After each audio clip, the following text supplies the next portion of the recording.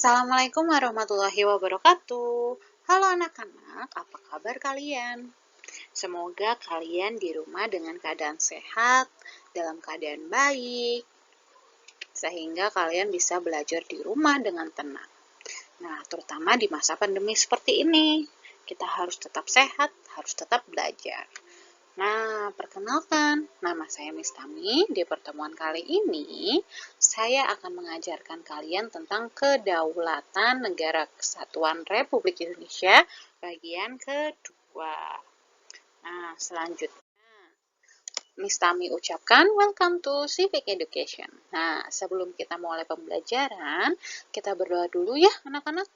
Nah, berdoa menurut agama dan kepercayaan masing-masing. Berdoa mulai. Berdoa selesai. Selanjutnya, tujuan pembelajaran yang akan kita lakukan dalam pertemuan kali ini, yang pertama, itu setelah pembelajaran diharapkan peserta didik dapat mengidentifikasi bentuk dan prinsip negara Republik Indonesia. Nah, nanti kalian tuh harus mengidentifikasi nih, mana nih yang bentuk dan prinsip negara Republik Indonesia. Selanjutnya, bentuk dan prinsip kedaulatan negara Republik Indonesia. Langsung saja ya anak-anak. Nah, ini adalah gambar dari Indonesia. Kedaulatan apa sih yang dipakai oleh Indonesia? Ada yang tahu nggak nih anak-anak? Kedaulatan apa ya yang dipakai oleh Indonesia? Nah, kedaulatan yang dipakai Indonesia adalah kedaulatan rakyat. Kedaulatan rakyat ini menggunakan atau berlandasan pada pembukaan Undang-Undang Dasar Negara Republik Indonesia tahun 1945. Nah, ada juga di Undang-Undang Dasar Negara Republik Indonesia Pasal 1 Ayat 2. Nah, kedaulatan berada di tangan rakyat dan dilaksanakan menurut undang-undang yang berlaku. Atau Undang-Undang Dasar, maaf. Nah, di pembukaan Undang-Undang Dasar ini ada di alinea keempat. Maka disusunlah kemerdekaan kebangsaan Indonesia itu dalam suatu Undang-Undang Dasar Negara Republik Indonesia yang terbentuk dalam suatu susunan negara Republik Indonesia yang berkedaulatan rakyat. Nah, situ sudah jelas dalam pembukaan alinea keempatnya sudah jelas bahwa kedaulatan yang dipakai oleh Indonesia itu adalah kedaulatan rakyat. Betul sekali. Nah, di pasal 1 ayat 2 ini juga sudah dijelaskan lebih lanjut. Penjabaran dari pembukaan ini adalah kedaulatan berada di tangan rakyat dan dilaksanakan menurut Undang-Undang Dasar. Nah, sudah ya, berarti sudah cukup jelas nih bahwa Indonesia ini memakai yang namanya kedaulatan rakyat. Selanjutnya, nah, Undang-Undang Dasar Negara Republik Indonesia tahun 1945 ini menentukan bagian mana dari kedaulatan rakyat yang pelaksanaannya diserahkan kepada badan atau lembaga yang keberadaannya, wewenangnya, tugas, dan fungsinya ditentukan oleh Undang-Undang Dasar. Kemudian, kedaulatan Indonesia ini juga dipertegas dengan apa? Dengan yang namanya kedaulatan hukum. Nah, tadi Indonesia juga memakai kedaulatan rakyat, juga pakai namanya kedaulatan hukum. Kok bisa sih? Iya, karena ada di pasal 1 ayat 3. Ya, menyatakan bahwa negara Indonesia adalah negara hukum. Nah, sudah jelas bahwa Indonesia itu memakai namanya hukum sebagai sarana pengatur, fungsinya, dan lain sebagainya. Nah, terdapat juga nih di pasal 27 ayat 1. Nah, 27 ayat 1 ini, segala warga negara bersamaan kedudukannya di dalam hukum, dalam pemerintahan, dan wajib menjunjung hukum, dan pemerintahan itu dengan baik tanpa adanya kecualinya. Nah, pelaksanaan kedaulatan rakyat oleh lembaga negara sesuai dengan undang-undang ini tidak bersifat mutlak atau tanpa batas. Kekuasaan, tugas, dan wewenang lembaga negara ini dilaksanakan sesuai dengan peraturan perundang-undangan yang berlaku. Jadi nggak bisa nih yang namanya wakil rakyat atau lembaga-lembaga tersebut itu melakukan penyelewengan kekuasaan, penindasan. Oh, gara-gara aku saudaranya dia nih, saudara dia menjabat jadi ketua DPR misalkan. Jadi ketua DPR, aku bisa loh jadi anggota dewan kayak gitu. Nah, itu belum tentu, belum bisa. Karena apa? Karena mereka itu sudah diatur kekuasaannya, tujuan, dan wewenangnya itu sesuai dengan Undang-Undang dasar. Nanti kalau misalkan terjadi nepotisme, kolusi, ataupun korupsi, akan apa? Ada hukumannya sendiri, anak-anak, seperti itu. Nah, selanjutnya kita bahas tentang prinsip kedaulatan negara Republik Indonesia sebagai berikut. Yang pertama itu ada negara Indonesia adalah negara kesatuan yang berbentuk republik. Ada landasannya di dalam undang-undang, yaitu terdapat pada pasal 1 ayat 1. Yang kedua ada kedaulatan rakyat. Kedaulatan berada di tangan rakyat dan dilaksanakan menurut Undang-Undang Dasar. Nah, ini ada landasan hukumnya di pasal 1 ayat 2. Nah, yang ketiga, negara Indonesia adalah negara hukum. Nah, ini ada di pasal 1 ayat 3. Selanjutnya, yang nomor 4, Presiden tidak dapat membekukan dan membubarkan DPR. Nah, ini ada di pasal 7A Undang-Undang Dasar Negara Indonesia tahun 1945. Yang kelima itu ada menteri-menteri diangkat dan diberhentikan oleh Presiden, pasal 17 ayat 2. Dan yang terakhir, yang nomor 6 ini, MPR hanya dapat memberhentikan Presiden dan atau Wakil Presiden dalam masa jabatan menurut Undang-Undang Dasar Negara Republik Indonesia tahun 1945 pasal 3 ayat 3. Jadi, memberhentikan Presiden dan Wakil Presiden itu juga tidak seenaknya MPR itu memecat mereka. Ada peraturan-peraturannya. Bagaimana Presiden itu dapat dipecat? Apa mereka melakukan kesalahan? Kesalahannya apa bentuknya? Seperti itu. Baru boleh diturunkan atau diberhentikan. Seperti itu, anak-anak. Kira-kira sudah paham ya tentang prinsip kedaulatan negara ini? Kita lanjut saja ke materi berikutnya. Selanjutnya, demokrasi. Nah, demokrasi ini sebagai salah satu perwujudan dari yang namanya kedaulatan rakyat. Demokrasi ini artinya ada demos dan kerten. Demos artinya rakyat dan kerten artinya pemerintahan. Nah, ini ada yang namanya salah satu tokoh nih, tokoh demokrasi ada Abraham Lincoln, yang mengartikan bahwa demokrasi sebagai pemerintah dari rakyat, oleh rakyat, dan untuk rakyat. Jadi, semuanya itu ya demi rakyat, namanya juga kedaulatan rakyat, ya kan? Nah, jadi dalam negara demokrasi, rakyat yang memiliki kekuasaan untuk mengatur pemerintahannya atau kekuasaannya ada di tangan rakyat. Hal ini sejalan dengan makna kedaulatan rakyat, gitu anak-anak. Selanjutnya, menurut Budiarjo, syarat dasar untuk terselenggaranya pemerintahan yang demokrasi di bawah rule of law sebagai berikut. Yang pertama ada perlindungan konstitusional. Nah, kita dilindungi nih oleh konstitusi yang berlaku. Ada undang-undang dasar dan undang-undang dan lain-lain sebagainya. Dan peraturan perundangan yang lainnya. Selanjutnya, ada badan kehakiman yang bebas dan tidak memihak. Yang namanya kehakiman itu harus netral. Tidak boleh memilih yang kaya, yang miskin, yang punya jabatan tertentu, itu tidak boleh. Badan kehakiman itu harus netral, karena kehakiman itu yang memutuskan salah satu perkara yang ada. Selanjutnya ada pemilihan umum yang bebas. Bebas ini seperti apa? Bebas itu jadi maksudnya itu masyarakat itu bebas nih. Nah, selanjutnya ada kebebasan untuk menyatakan pendapat. Nah, kebebasan ini harus kebebasan yang bertanggung jawab nih, teman-teman.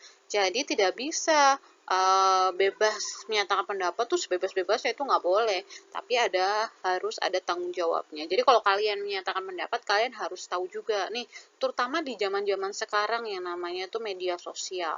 Semua orang berpendapat, atau yang kita bilang biasanya itu dibilang netizen maha benar. Nah, itu boleh nih anak-anak, kalian boleh banget berpendapat, tapi apa? Harus bertanggung jawab. Kalau kalian berani berpendapat, kalian harus berani tuh mempertanggungjawabkan apa pendapat kalian. Jadi sebaiknya kalau menyatakan pendapat harus dengan menggunakan bahasa yang sopan, tutur kata yang baik, dan masuk akal. Nggak boleh nih kalian komentar seseorang nih yang jelek-jelek. Nah, itu nggak boleh. Apalagi menyebarkan berita hoax, itu tidak boleh. Selanjutnya, ada kebebasan bersikap, berkumpul, berorganisasi, dan beroposisi. Nah, kalian nih bebas nih mau gabung sama misalkan mau ikut partai apa itu boleh, tidak ada larangan, tidak ada paksaan dan sebagainya. Kalian bebas, sebebas-bebasnya, tapi tentunya dengan tanggung jawab seperti itu. Selanjutnya ada pendidikan kewarganegaraan. Nah, pendidikan kewarganegaraan ini yang sedang kita lakukan ini, pembelajaran PPKN ini menjadi salah satu syarat dasar dari pemerintahan yang demokratis. Kita belajar nih, demokrasi itu apa, pemerintahan itu seperti apa. Kita belajar di mana? Di pendidikan kewarganegaraan. Jadi jangan cuma tahu yang lain-lain, tapi kalian harus dengan adanya pendidikan kewarganegaraan ini, kalian jadi tahu bagaimana negara kalian, apa sih negara kalian yang kalian punya, bagaimana sistem pemerintahannya, bagaimana kalau kalian ingin menyatakan pendapat dan sebagainya, dan itu dipelajari di pendidikan kewarganegaraan. Nah, pendidikan kewarganegaraan ini juga kalian pelajari nanti sampai kalian kuliah gitu. Oke, paham sampai sini? Miss harap kalian paham ya. Tidak sulit kok. Nah, selanjutnya ada demokrasi Pancasila.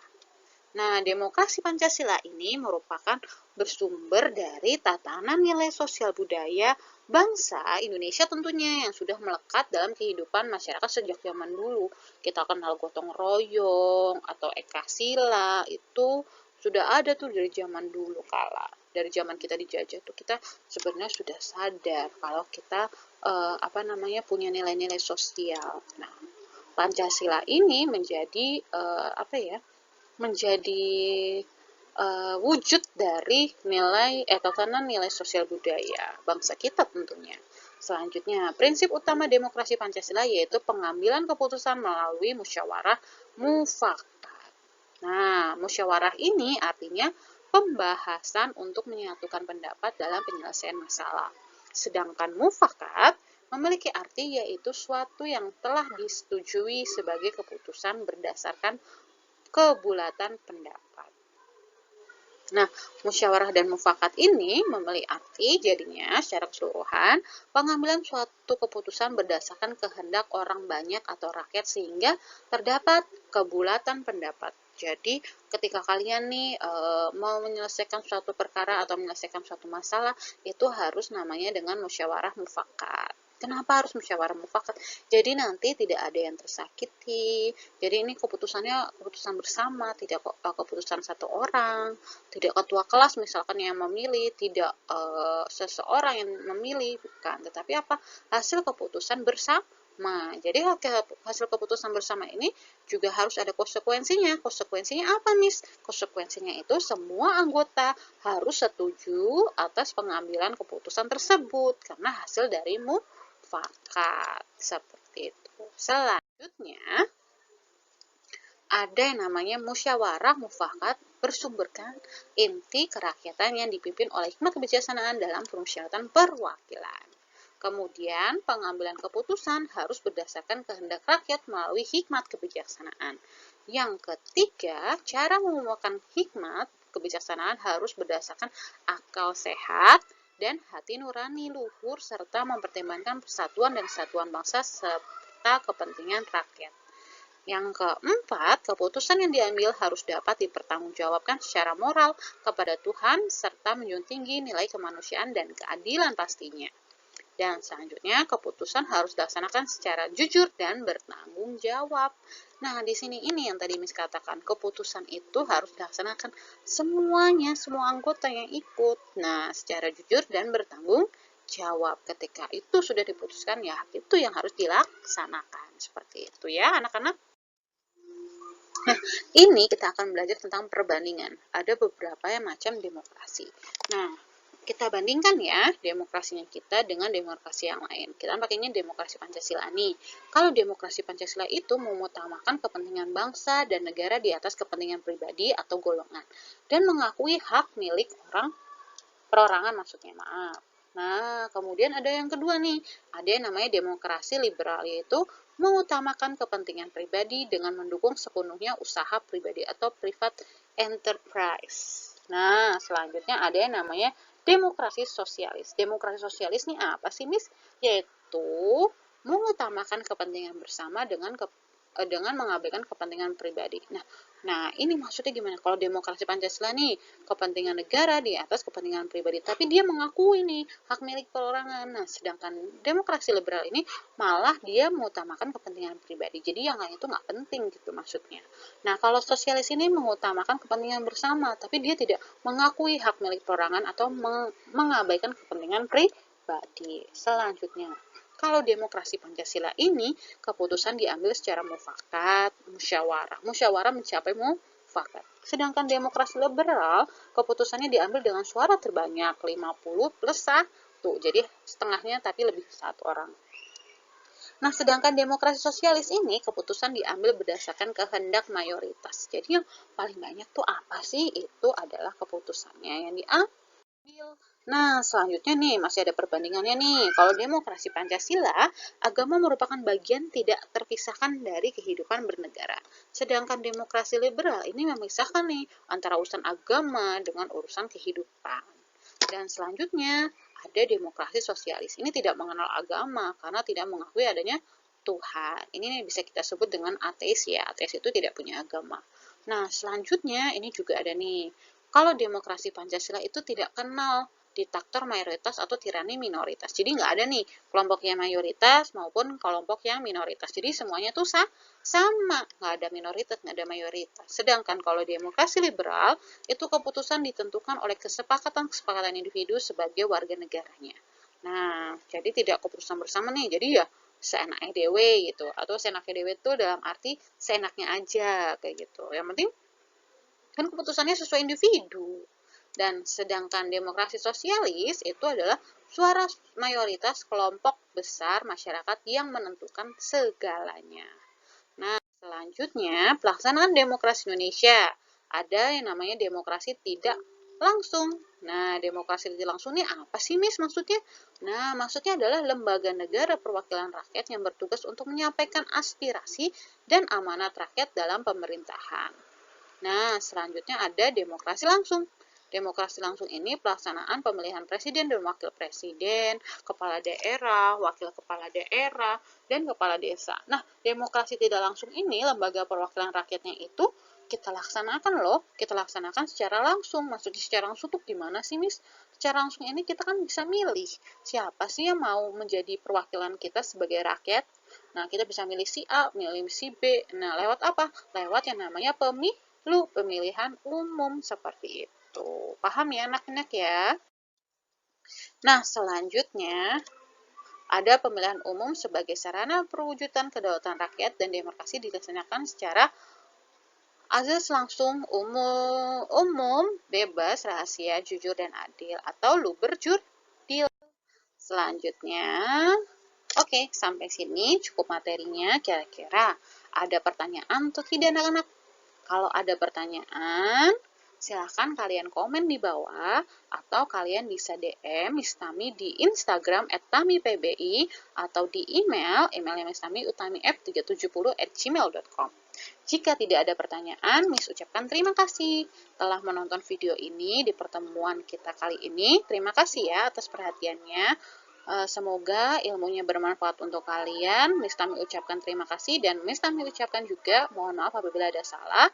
Jangan lupa videonya di like, comment, share, and subscribe. Terima kasih. Wassalamualaikum warahmatullahi wabarakatuh. Sampai jumpa di video pembelajaran berikutnya.